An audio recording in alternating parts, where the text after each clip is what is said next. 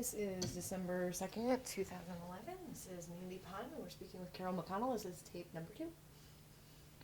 All right, let's see what else I could tell you about the faculty. We used to have long faculty meetings in the library. We would meet, and they would go on and on. And Miss Murray's, who had her dinner waiting at home by her mother, wasn't too worried about the supper hour, but most of the faculty had children who were waiting for supper to get made. We would get a little impatient with how long we could make these meetings last. But that was just part of the game.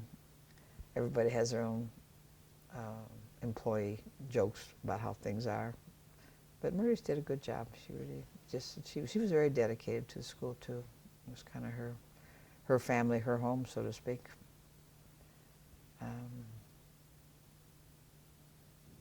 Trying to think what else. Well, I know that we skipped some things, Carol. Okay, what did we skip? Well, I know that when you graduated and you started working down here, I'm assuming you are married and you had children. So I did. I got married and I had 3 nice children. Where did you meet your husband? Probably at a water skiing club up at Berlin Lake. It was a group that considered himself a water skiing group, and he had a boat, and we started. I liked water skiing at that time. I still like water skiing. My son has a beautiful boat in Tennessee, about 10 times better than what we had, and I went down probably about 2 years ago. The old grandma got on. We had these big inner tubes we get on now. I think I could still water ski. I don't know. The tubes are easier. I remember one time we were skiing. I was older, probably 50, 60. Probably 50. Anyhow, I did get a little whiplash on my neck, and I couldn't quite get my head up straight. And I'm going to Charlie Packley. He's the dentist then, having grown up with Charlie. And he looks and he says, "Carol, you're just getting too old for this stuff." And I laughed. I said, "Well, you're in the same bracket." I hate it when doctors say, "You're getting too old for this." Those are bad words. I'm not getting too old for this. But that was fun. The boys went to St. Mary's, and Annie went to St. Mary's, and they went to Central. And Tim was a strong student in the honors programs. And I once saw a joke that shows these parents looking in at this little baby in a bassinet, and there's these little mobile above the baby's head, and it says, "Be a doctor." And I think sometimes I did encourage medicine with Tim because I knew he had the abilities. And I did buy him a lot of skeletons that he, as a child, put together, and just different things. I kind of groomed him in a way. But I never pushed him into dentistry. I let him pick that himself. But he's very glad he got into dentistry because his mama, he's very Southern. He lives in Tennessee for the last 20 years, and he just sounds like he was brought up there. "Hey, Mama, how you all doing?" He's just so funny. I enjoy it. But he said to me once, "I'm so glad I got into dentistry." He said, "They make those medical doctors jump through so many hoops at the hospital. I don't have that," because he has beautiful offices, and they have all their, I think they have 6 surgical units in the one office. And since then, he's taken in 3 other oral surgeons, and they have 4 offices now, where they take turns, and they all take an extra day off every week because they all have young families, and it's good to see that that's a priority as their families. But they do well. So he's off every weekend and Wednesday, which makes a nice week for him. And then Kevin was more the athlete of the 2. He was into football, and he wanted to, I kind of pushed him to go to college, but that was probably a mistake. He just didn't like college too well.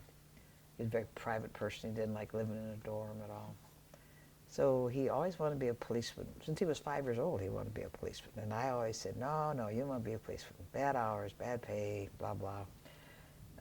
Sure enough, when he dropped out of college and worked a few jobs, his brother came through and gave him the tuition to go to the police academy up at Akron. And he graduated second in his class up there because that was what he was interested in. And he did join the police. I think it was the State Patrol or something he joined. Maybe it was Canton Police, I don't know, but I wasn't real happy about it because I don't think it's a safe occupation. But he didn't realize you had to spend 2 years as a guard out at the jail on 62. Don't worry about it, it's probably mine. It'll answer it. Anyhow, to my surprise, he just quit. He didn't give a notice or anything, he just quit. And I thought, I'm glad, I didn't tell him that. But then since then, he's gotten into different security works, and he's the top security man over at the Timken plant in Canton. He's at the main office, and wears his uniform and his gun, and looks like a policeman. And it's kind of funny. Children get something in their mind what they want to do. That's what they're going to do. But he's done well by it. He has a family of 2 children too now, and his wife became a nurse after they got married. She went to Stark Tech, and now she's gone online and got her BSN, which I give her a lot of credit for. A lot of people are going online for college courses. This is the growing trend, it seems. Kind of a scary trend. I don't know how they get the skills part in. I think they meet with an instructor once or twice a year. I don't know how they could begin to teach them all the things they need to know. But these are mostly RNs who are going for BSN. I could see that because a lot of that was booky work. But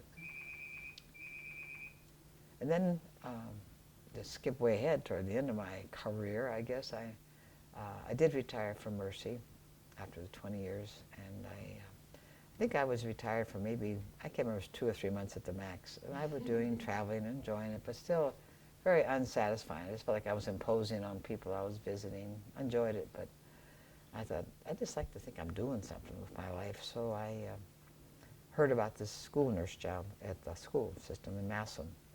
And we went to apply, and I'm about, probably about 71 maybe.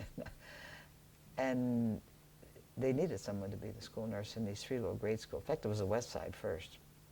And they give you all these questions. And one of the questions was, why should we hire you? And I started to laugh, and I said, well, I don't think you're going to find anybody with more years of experience. I had about 50 then, so I got the job. And then they needed another school nurse for the other side of town. And this good friend of mine who lived next door, who was a nurse I worked with at Mercy for many years, she was my boss in the education department. She wanted me to come over to teach at this LPN school in Louisville or further. We had Alliance maybe.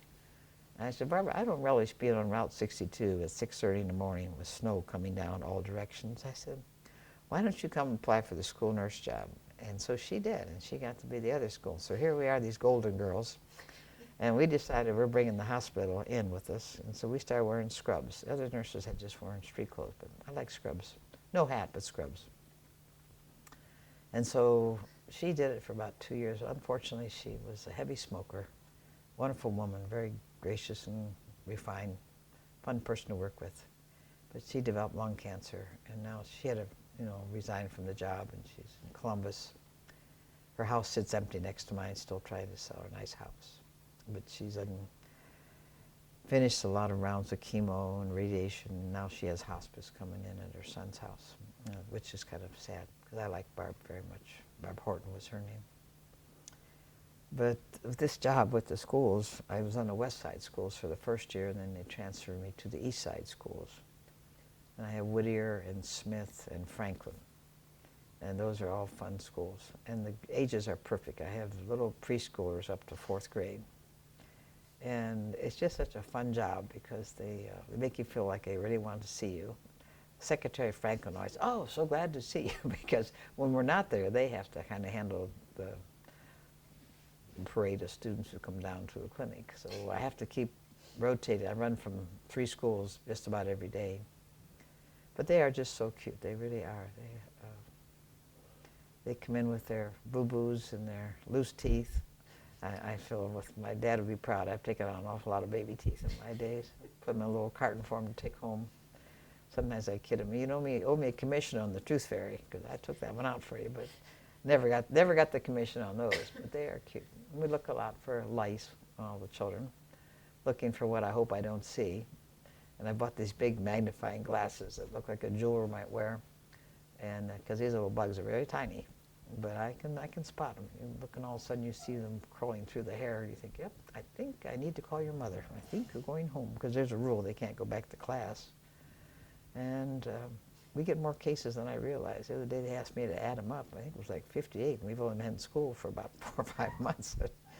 It goes in spurts. You have 5 or 6 cases, and you won't have any for a couple of weeks. Then you come back to 3 or 4 more. But go to a lot of homes, take them out to lice shampoo, which I was glad the principal at Franklin said that they noticed a lot less absenteeism since we started providing the shampoo for them. So I tell them, you know, this can do this one night, and I want you back in school. I have to check you back in tomorrow. And I've gone to homes because they aren't allowed to ride the bus, and so they have no car, a lot of them. So I go out before school starts and check them at home, and say, give them a little piece of pink paper says cleared, can come into school now. They had a couple of people who have injured. One little boy had a fractured clavicle just last week at Smith School. So we have to know when to call parents to take him to go to the ER. Another boy broke his arm over at Whittier. That was probably beginning of the year. How on earth did they, I mean... It's absolutely amazing how they can hurt themselves. One boy was in gym class, and they were doing somersaults. But I called the mother later to get more facts and express my sympathy that it happened. And she told me this child has his bone dyscrasia since he was born, and he's fractured the same clavicle before. So it made me feel not good about it, but I was glad to see it really wasn't very unusual that could happen. But we get children who fall off monkey bars. I hate monkey bars. I like to put yellow tape all around them so nobody would even get on them, because they come with big blisters on their hands. They go across these bar things. And I don't know what would make a nice entertainment for them. They do play baseball sometimes. It's nice. But even then, somebody gets hit with a bat or the ball, and they come in, I have a constant flow of ice packs in each refrigerator, each clinic. I have 3 clinics, and I'm always repacking up. I finally got these sponges. They're great. These big sponges, and cut them in half and soak them in water and put them in a baggie and put them in the freezer. And they aren't so heavy for them as some of the others are really heavy. And I think I go through 10 of those a day, come in from hurt their ankle, or got a bump on the, they get a little hit. They run into each other a lot. It seems like gym class, they run into each other an awful lot. At full tilt, 2 heads come in, they come in. Or they'll come in off the playground, and they'll usually have an escort of 2 others that come with them. And I just want to know how it happened, but they have to give you the whole scenario. Well, he was running with the football, he did this, and they did that, and he didn't purpose it, and I keep saying, I hope he didn't do that on purpose. Oh, no, I was an accident, So I sometimes will get a hold of a student that is kind of a bit of a bully on the playground, and I have him come in and give him a major lecture about, we just don't do this at our school, and I kind of threaten him, if I hear your name one more time, you are going to see the principal about this, because I don't like children to pick on each other. And that bullying starts even 3rd and 4th grade. They begin to get a person they're going to make life miserable for, and I don't buy it. And it's funny, the ones that are causing the problem, you start giving them the lecture, they're big tears, big boys, they're crying. I feel like saying, yeah, well, I'm just not too impressed with tears. I just say, you made someone else feel as bad as you feel now, and I don't buy it. It's not going to happen out there. If you can't get along, you stay in for recess. But I don't have that much authority, but I don't like children hurting other children. It's one of my pet peeves too, and it happens sometimes. I think most of them are accidents. I always ask how that happened, and once they say, well, he accidentally, I say, I'm glad to hear it was accidental. I'll make a point of saying that to the student. But then I get some others that have an entirely different story. He tripped me on purpose. And I wasn't there, so I don't really know how much was intentional or accidental, but try to get to the bottom of it. But the teachers are working so hard in all the grade schools trying to get their grades up for state approval. They've come a long way in the schools. Spend an awful lot of time. People think that it's such an easy hours, but those teachers, they have to go down for staff meetings. I think they meet once or twice a month. I used to go to some, but I don't go to as many as I used to. But they are forever trying to improve what they're doing for the students. And they have so many, particularly up at Smith, I see we have a new principal, 2nd year now. He is so good with these children, and he'll take their pictures if they get caught being good, and they give them a little award being caught being good. And they'll put their picture up out in the hall, and he'll even put them on his computer. I think it's good to give them a lot of credit whenever they can. And Franklin does that too. They have the student of the month, and they're always in the main hallway, and their parents are always tickled to come in and see their child was student of the month, which is good. In Whittier, that's the Blue Ribbon School. They do a lot of putting graphs out in the halls showing how different classes are improving. They're always for trying to get the best out of the students, I think. And they have a lot of nice tutors that work with them in small groups. I don't remember ever having that as a grade school. I don't remember any tutor coming in. You had one teacher, and that was it. But they have each school has 2 or 3 special tutors. it's just students are kind of fun to watch how they mature. And I see them when they come in as little preschoolers or kindergartners, and they'll come in maybe 2 years later. I haven't seen them for a while. And I'll say, now, what's your name? They get upset if I don't know their names. I got 1,000 of them students. I keep trying to memorize their names. Some I can come up with, but that's how. And then I'll say, now, what was your name again? And they'll tell me their name. Don't you remember me? I said, sure, I remember you, but you look a little bit like somebody else. I wanted to be sure. But I'm so surprised how much you've grown. You were just this big. Now, you were Annabelle Lippert or something. Now you're Annabelle Lippert and you're, grown up. How did this happen? I just can't help.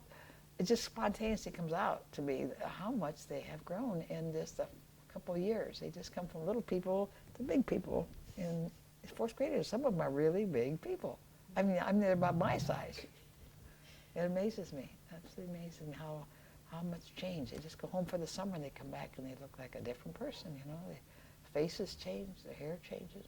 It's weird to sometimes give tours here and be eye to eye with some of the grade school. They're big, aren't they? Yeah, They are big. it's scary. And How do you keep that authoritative pose? whenever I work with them, particularly if I do a whole class or if I'm putting on Band-Aids, I always keep talking because my daughter teaches at the high school. I never did mention she's a science teacher at the high school. Missed your daughter. Yeah, Annie. Her name? God bless her, Annie Pulaski. Yeah, she's the best. She teaches science up there, and she enjoys it just as much as I enjoy teaching. And she's always trying to motivate them. I think high school's not the end. From here, you go to a college, you go out to Stark Tech, get them really motivated. And I'm giving them the same sales pitch to the grade schools. And every time I'm doing that, well, what are you going to do when you graduate? When you leave this high school, what do you think you're going to do? And I have to hate to admit, 80% of the boys say, oh, I'm going to play National League football, or I'm going to be, and I don't want to discourage them. But then I say, well, if you get tired of doing that, or you had a broken leg and you could, what would you want to do after that? I try to get them thinking one step beyond that. But a lot of them are really good, and I get them, if they give me the go to college, oh, that's the best thing I heard today, and I just really push this. What do you want to be? And a lot of them say, I don't know. I said, well, start thinking about it now. What job do you think you'd enjoy? If you get the right job, you will enjoy. You will enjoy working if you like to do something you really like. But I laughed with one little girl over at Franklin. I'm doing her hair, and I said, what are you going to do after you graduate from high school? And she says, I'm going to sit home and watch television. I thought, that's not the answer I want to hear. I want to hear how you're really going to. But it's really cute how they get, some of them are real definite, and they will follow. You can just see this motivation in their conversation that they will go on. And college should be for everybody that can possibly get out there, should get out to Stark Tech. I'm delighted with these programs they have now where they can get college courses when they're still students in the high school. That is great, and the same with the nursing program, medical techs. That is a plus factor. And I hope that continues and just keeps growing. But my daughter really, really eggs them on in the high school. She has a variety of, some that can't stand science. They're taking it for the second or third time. And then she has a group of the advanced students who really have college in mind. And she has to keep changing her lesson plans. But I think if you, they've done some research on teachers. One time they switched the information to the teachers in grade school, and they told them this was the accelerated class. Really, they were the slowest one. They took the slowest teachers and told them, oh, these are the accelerated students. And they did research for a week. And the ones who were behind time really advanced because they were taught like they were advanced. And the ones over here didn't make as much progress because they were being taught like they were the slow learners. So I think teachers got to teach everyone like they're a fast learner, even though they aren't. They will arise to the challenge if you go out. I used to delight when I went to school. That's nothing. I had to go back to Walsh. Walsh. They had to become certified school nurses. So my friend and I were like 71. We're going to college to get we had to get I think it was 27, or I can't even remember what it was. It was a large amount of credits. When they first, at the interview, they said, you'll be expected to go to school. And I thought, well, that's all right. I like learning. I wasn't thinking, price tag on this. And they weren't going to pay any tuition until you'd worked 5 years, but within a year or two, they wanted you to be certified. So that was a lot of money to be laying it out on the counter.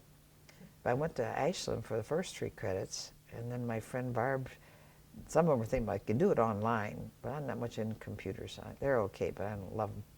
But we went out to Malone College, and some of the girl I had as a student was my teacher up there. That was so cute. She was a real good friend of mine, and she was my teacher for one of the courses. So we took maybe 7 or 8 courses together. They let us bring over a lot of credits from our previous college, which was nice. We were the last class to go through. There was only 6 of us, but we made it, and we are certified school nurses. Little piece of paper that proves I got the credentials now.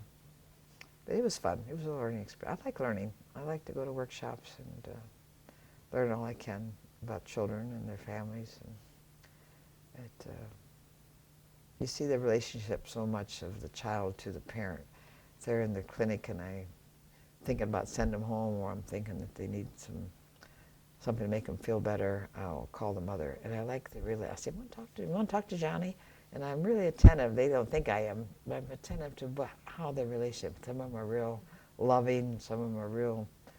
I don't get it. It's really rude to their parents at the 4th grade. They aren't usually. Some are a little demanding. Come and get me. But I just think the relationship between the student and the parent is so important through all school. That if the parent is saying, yes, I want them to do well, the student will pretty much do that. But if you get some of these parents, they have no appreciation of how important school is, and they'll say, they're taking them out to go get their hair cut or some stupid thing, and I think, you got to be kidding me. Why would anybody think that that's more important than being here in school? I just could never comprehend that. I mean, that's just an example, maybe far-fetched, but they do give me some cockamamie ideas of why this child can't be at school. And I'm always saying, and glasses. I really work on getting glasses for children because a lot of them need them. And luckily the Lions Club comes in, and they have this fantastic $25,000 camera that can take a picture of a preschooler, or we use it for the younger ones usually. And it can tell 10 different things they might have, whether they're farsighted, nearsighted, Massillon, lazy eye. And it all comes out on a printed sheet with a picture of their eyes and the line between the two. And so I send these out to parents with a little paper. Your child needs to go to an eye specialist. Try and make it real sweet and simple. Have my phone number. If you have financial needs to get this, let me know, because the Lions actually will pay for these children if they need it.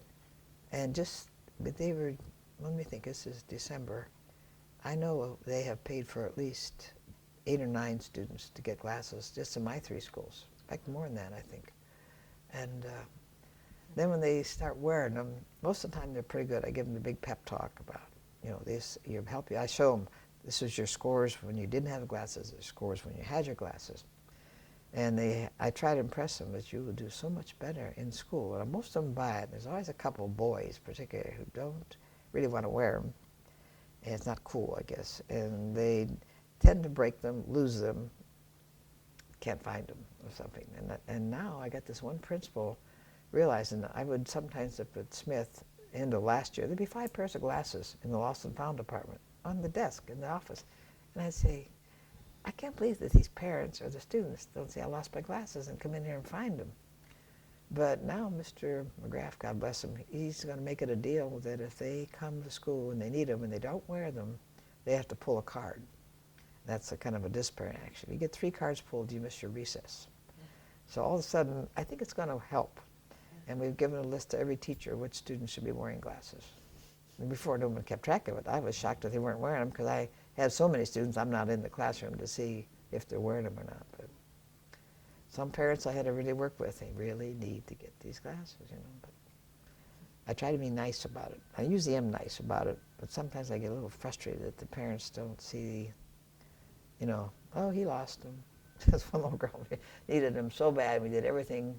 She went on a class trip, and they were canoeing, and her glasses went right into the lake. Now that's that was not intentional, I'm sure. So we got her another pair, but they do much better with their glasses on. They do. And they use a lot of smart boards teaching now. You're probably familiar with those. And my daughter's taught me how to use it a little bit. You put your little jack drive in there, and it's just like having your lesson plan right behind you. It makes teaching easier, really. We had to do a couple of presentations to the staff who would give medicines when we're not there, and it worked out well to use the smart board, I guess. I'm not, I can use a computer, and all our information from the school comes over the computer, email. And my wonderful son, Tim, God bless him, he bought me an iPad. And then he got me an iPad 2, which is great for picture taking. And this, I talked to my brother in Hawaii, just like really being there. And he'd give me a tour of his house. I've been to his house a couple times, but it's just it's kind of fun to see each other when you're talking, I think. And the iPad I used to get all my school mail, so I can, at home. I have one computer at one desk, but it is just a drag. It takes me forever to get on it, and I like the iPad. That's a computer for dummies. I love it. It really is. You ever get one? They're just so slick and easy. Just fingertip, you can go any icon you want. You just feel such a controlled person. I guess a control freak would really like this. But the other one, you got the dumb mouse running around. That to me is so ridiculous. I mean, it is a pain to get this little thing to move where you want it. Finally, I got a nice one. It's got a wheel on it, and you just wheel with your finger. And my daughter thinks the other one's better. I said, no comparison. Using your finger to scratch that thing all over the desk. I like the iPad. That's my kind of communication. But I like the telephone better than anything. And why people think it's so great to Twitter and tweet and all this out, to me that's like going backwards. I like a phone, get up, give them a question, get an answer, bounce it back and forth. You don't even know if that person read it. I would put things on and I'd call them, did you get my email? I thought, this is ridiculous to just talk to them on the phone. I know it's a high-tech world and it's here to stay, I know that. As long as it gets to an iPad, I say it's progress, but this typing out every letter, every word that you want to say, I don't see progress there. I see going backward. But it's an interesting way to think about it. Well, it is. It's so laborious is the word. I guess I'm not I once took an aptitude test in high school, and my least aptitude was secretarial work. That's why I went into nursing, I think. I think I took one short course in typing, which was not my best course, that's for sure. I like to look what I was punching. You were supposed to be able to look at something else while you were punching it. That was back in the high school, maybe back in the 50s. Not my thing. What else to tell you about school?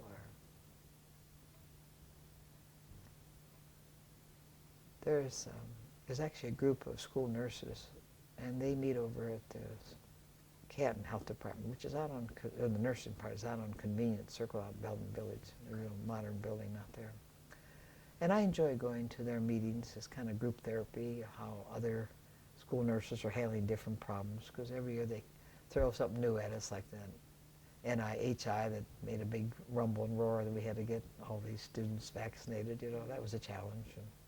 But every year they think of some new little game for us to play. Now this year we're doing the BMI, where we have to get the height and weight and do a little formula that tells them if they're in the average weight or they're mild obese or they're very obese and they're underweight.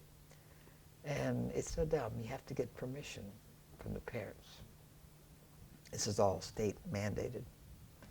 And the ones who need it the most, the parents are going to say, no, I don't want my child to do that. And I think the letter went out. I wish the letter would have said, we are just collecting facts, and all we're going to send is numbers to Columbus. I think a lot of them thought, because there was an article in the paper, some other paper I read, it made it sound like they were going to get a letter from Columbus. It led you to believe that as you read the article, which isn't even true.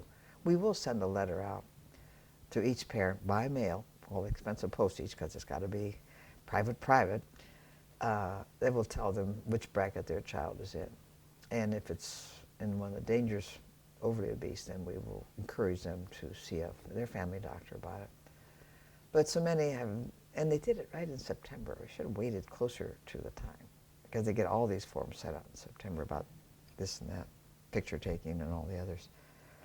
That I do feel it's a very stilted research, because we're not really going to have a true specimen or selection of people. It's going to be the ones who are pretty healthy already, because I know that the obese parents with obese children are going to say, no, we don't want to do anything like that.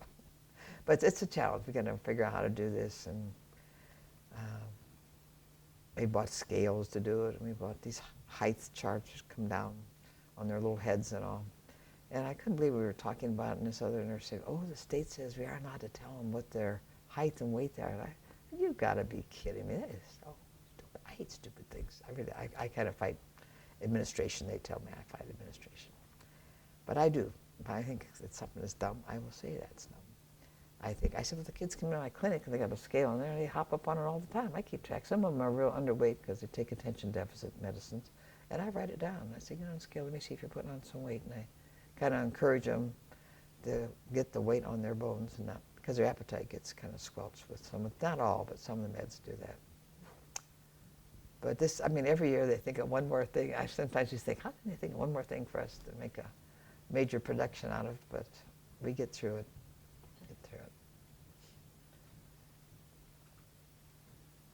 I think anything else you want to know about life in the big city of Massillon? When I was, you said what we did for fun. I'll tell you, when we were grade school children, this would be like in the 40s, it was an automatic that almost everybody in your grade school class would go see the Massillon Tiger football game. And you would just walk up to the stadium, and you'd go maybe 2 or 3 together. And I remember one time going with Charlie Packley, and we had season tickets, little tickets that just stamped off every time.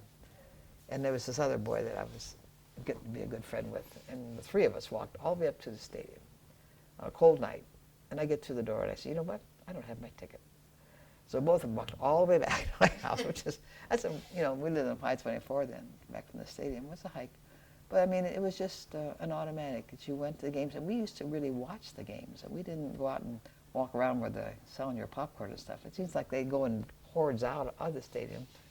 But we would stay there, and my good friend Mary Lou McVeigh, who was my best grade school friend, her brother played, he was a center. You probably heard John McVeigh. He was quite a notorious person. He worked, notorious, that's the wrong word. He was a celebrity. He was with the, what's the team that won all the Jerry Rice group out there. He was the coach, not the head coach, but the assistant coach. He did quite well in the professional football league. But anyhow, he was playing center in those days, and Mary Lou and I, we knew every player by name. We knew what position they played, and this was just common knowledge. We would know this, and we would watch that game so thoroughly, and they would win every game. Just we went to see how high they would win, I think, and the band was really impressive in those years, in the 40s, 50s. They were the first swing band around here. We were very proud of them. But nowadays, if I go to a football game, I just see rows of teenagers walking around outside, almost, you know, they're not attentive to the game at all. My one granddaughter is a cheerleader in Tennessee, and they play football like we do up here, like we did, and they've won like state championships again and again. And this little granddaughter of mine, she weighs about 96 pounds, I think. She's a sophomore. She's the fly girl. She's one on top of the pyramid, flying down. Hope they catch her every time. At least she's watching the game. She's dating the football players, so that's kind of a family tradition that they would be interested in football, I think. I did a lot of swimming when we were young. When there had 9 of us, we belonged to Lake Cable. In those days, it was kind of a private club. This is back in the 40s. And my mother would take all of us out to Lake Cable, and she'd drop us off. And that was our agenda, was to find some busy stuff to do out the lake. And even on cold days, that's where we went out. And my brothers and sisters were lifeguards at Lake Cable. And we used to swim out to an island that was far beyond the buoys that you weren't supposed to go beyond. We used to go out there. And I'd kind of ride on my brother's shoulders. They were the lifeguards. And then when I got to high school, I took swimming, aquatic instruction, and I was lifeguard at Lake Springs, which was a smaller place, had a diving tank. And it was, I think Lake Cable was pretty much of a challenge because that water got mighty deep, where the big diving boards were, and they had a big trapeze used to go out on. And they had these orange elephants. They were barrels with elephant heads on them. People would ride those in the water. It was kind of fun. Didn't stay up on them very long until somebody would roll you over. But I can remember swimming, but I just had to laugh. At the end of every summer day, there'd be like 8 or 9 bathing suits on the back line that we were all home, you know. Next day we'd put them back on. So we got to kind of live in the water, so to speak. And what else to tell you of growing up in Massillon? I think when I was about a senior in high school is when I decided I was going to join the convent. And I was pretty well groomed. I was going to go to the Villa Marie, because that's the nuns that had taught me for 12 years. And pretty well definitely set. My parents had kind of mixed emotions about it. I was only about 17 when I graduated from high school.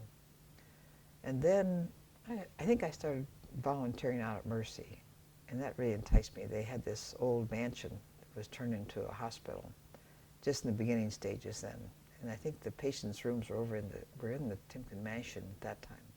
And the swimming pool had been converted into a chapel. That was kind of neat how they did that. But anyhow, this one nun said to me, "How'd you like to go with us to a ceremony for when the sisters get their habits?" I'd like to do that. So she took me up, and you're just really emotionally impressed with this, because they come in with their black dresses, postulate dresses, and then they, during the ceremony of the Mass, they lay prostrate on the floor, and they cover them with a big black, referring to it as, what do they cover caskets with? They cover them with there's a name for the cloth that they put over a casket, and I'm not coming up to my mind right now. But anyhow, it was a symbol of dying to the world. They would cover them up, and then they would disappear, so to speak, and then they went out and got into their whole habit. In those days, I think they wore the white veils when they were novices, and they all came back in a beautiful procession. All of a sudden, they were all novices, you know. And then when the novices became professed sisters, they would do that same ceremony, but they would come out with the black veils on after the ceremony. That was very impressive. And I suddenly thought, yeah, I think I'd like to join that other order in Cleveland, because they have a lot of hospitals, and I like that. And they have a lot of schools, and they had the orphanage that impressed me. So at the last minute, I changed trains. Instead of going to Pennsylvania, I went up to Cleveland. And that was an interesting experience. We lived in a huge home, like a big wooden, not wooden, but there was a lot of wood in this place. It was very beautiful. I think it probably was built as a convent, but it was very old. And you were right on the lake. That was a nice part. You go in the backyard, and there's a whole lake area in your backyard. And that was nice. And you got to meet a lot of people. And it kind of set you straight as far as what's important in life, I think. It was good for me. And then they sent us to school, and that was an experience. Remember one time going to these really poor Huff areas. I was always assigned to the areas that no one else wanted to go to, and you go out and you have this whole black habit on, and you have a black cape on top of that, you have a black bag and a black veil. You're supposed to go to these homes. They say, no, you put paper down. You don't don't put your medical stuff on any of their furniture. They were worried about lice and bed bugs and all this. And I remember going to this one home, this little black boy came to the door. He was probably about 4 years old, and he looked at me, and he yells to his mother, she, "Who's there?" He says, "God." I thought that was so funny. I was just cracking up. It was just a great experience to see the whole cross-section of Cleveland. But I never got in the rich area. I was mostly in the area around this Charity Hospital was in a real poor poverty area, it really was. And we lived right on top of the hospital. And it was interesting. They did a lot of research there. And I had seen a film where they were talking about these doctors that did their first open heart surgery. His name was Dr. Blakemore. And it was a true story. Hallmark does some good movies, I think. And about this young black fellow who worked with him, who had plumbing experience. And he was forever figuring out how they could reroute the vessels in the heart, that they could overcome the bypasses of the openings that they had. And the story is true. And he goes on, the man does the surgery in front of this big audience of people, and on baby who's about 4 or 5, blue baby, 4 or 5 months old. But he couldn't do it till the black man came in. And in those days, they were even allowed to come in the front door of the hospital. This was like in the 40s or 30s maybe. And he ended up, the black man was kind of put in the crowd behind him, and he's back there directing this doctor how to do it, because it was very touching. And this other doctor, Blakemore, just took all the praise and glory in the picture shooting, and he's never acknowledged this other fellow was really he had trouble even getting him to be able to come into the hospital to work with him because of the racial issue. But it's a touching movie, and Dr. Hill gave it to me to see, and it ends up at, I forget which one of the big institutes, Emory or one of the larger hospitals. They had these big oil paintings of their illustrious doctors, and this Dr. Blakemore. And I laughed because I remember using Blakemore tubes, and they must have been one of his ideas. But in the very end of the movie, the black man has put a big oil painting about him because it shows him teaching DeBakey and all these surgeons how to do this on dogs. And then I started reflecting, boy, I remember being on top of those dogs when I lived at Charity. And they would do the research down there. We used to go down and be friendly with the dogs and see they were all shaved around their chest areas. They were going to do surgery on them. And actually they developed the first heart-lung machine at Charity. It was Dr. Kay and Cross, two doctors. And it was a huge machine. You know, they got it down to, every year it got smaller, I think. But they were the pioneers that started the open heart surgery. It was kind of, then to see this movie that it tied in to the history of where it was taken from the time they first did them. Now they've come such a long way. Now they can go in with a catheter and go up and close that little hole with a little umbrella that they pull through, and it stays there. Unbelievable, unbelievable. I remember, I thought I would like surgery. When I was a student nurse, we had to do all our morning service and be down at the school by about 12. We'd get lunch in and you had class all afternoon. That was the 4-year program. And I was so looking forward to going to surgery. So and this teacher we had was a grade school teacher who treated us like we were grade school children. And I don't think she really had much background in surgery herself, really. So we're going there, and Charity was a big hospital in those days. They had a whole, what we would call indigent ward. And we used to work down there a lot, and students. And so I'm going to surgery. I'm really excited about this case. It's going to be a hip. In those days, they did nail aids. Put this big metal ball and went right down the bone with it, you know. I'd never even seen the surgery. And this instructor just puts me in this room. She's not going to be around. And this other nurse and I are going to work with about 5 doctors. And they're all residents. They're new at the game, too. In those days, you had to thread needles. You know, they didn't come all threaded like they are now. But what was so impressive to me at the time, the gal who was with me, she was very experienced, so I thought I can lean on her. So, you know, every instrument had a different name. I had not had time to memorize all the names of what they wanted. So there's this table behind you have your instruments, and there's another table that's contaminated. And she said to me, now whatever you do, they'll make the first incision. You just take this knife and you put it on this back table. I could do that, so I'm there. He makes it, he gives me the knife, and I'm taking it over, and for some reason she's right there, and I got her right on the wrist.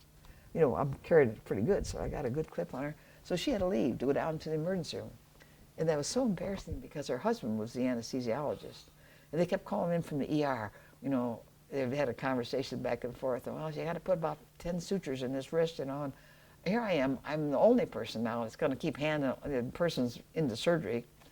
And it was just a fiasco trying to give all these residents what they wanted to thread these needles. It was just the longest experience. We got through it by the grace of God. And I get down to the school, and Sister Edith was the dean of the school, and they said, Sister Edith wants to see you.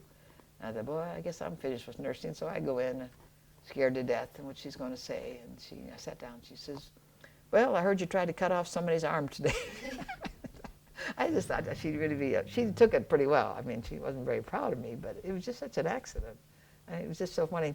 But I never learned to like surgery after that. I went to a few more cases, but I thought I would like it, but I never. I guess I like people that are talking. I like the patient before and after surgery. I like them to. And now and then I'll see people that were patients at Massillon, and they'll tell me things that I really kind of forgot. They said, don't you remember? My daughter was a patient up in pediatrics. We were in a car accident, and you pushed my bed. I had students that had 5 or 6 on the floor. I remember she started to recall. I had a student. We got to take us in the elevator, and we took her up to pediatrics so she could see how her daughter was. But just fun things that you could do. I probably couldn't get away with it now. I mean, it was more family. It really was nice. You just knew everybody, and you could depend on other people to work with you. I like to be innovative, like to do things different sometimes too. And I had the fun of doing that. It was fun. Well, Carol, I think I'm out of questions. Okay, and I probably ought to rattle me on here. This is great. This is wonderful. Yeah, Sounds life like is you've nice. had quite an amazing career and quite an amazing life. I did. It's been a fun life. No regrets. I saw an article about this fellow that was racing his motorcycle. He was older, like 60 or 70 on a motorcycle. He says, when I die, I want to be completely exhausted. That's a nice way to look at it. When I die, I want to be completely exhausted. and I do. I like to do a lot more things. I've been to Spain, I've been to Mexico, I've been to the Dominican Republic, and those are all fun things to do as a mission, you know. And I'm looking forward to doing some more of that. I want to go to Australia if I live that long. There's a mission over there that you can go and help out in their hospitals at this Cook Island, which is off of Australia. I'd like to do that. That'd be great. I hope I keep healthy enough, keep patching up this body that'll make it work a little bit longer. But I'd like to do that. And I like my school nursing. I don't want to give that up either. So that's about it. Sounds rewarding. It is. It's been fun. Well, thank you so much, Carol. You're more than welcome.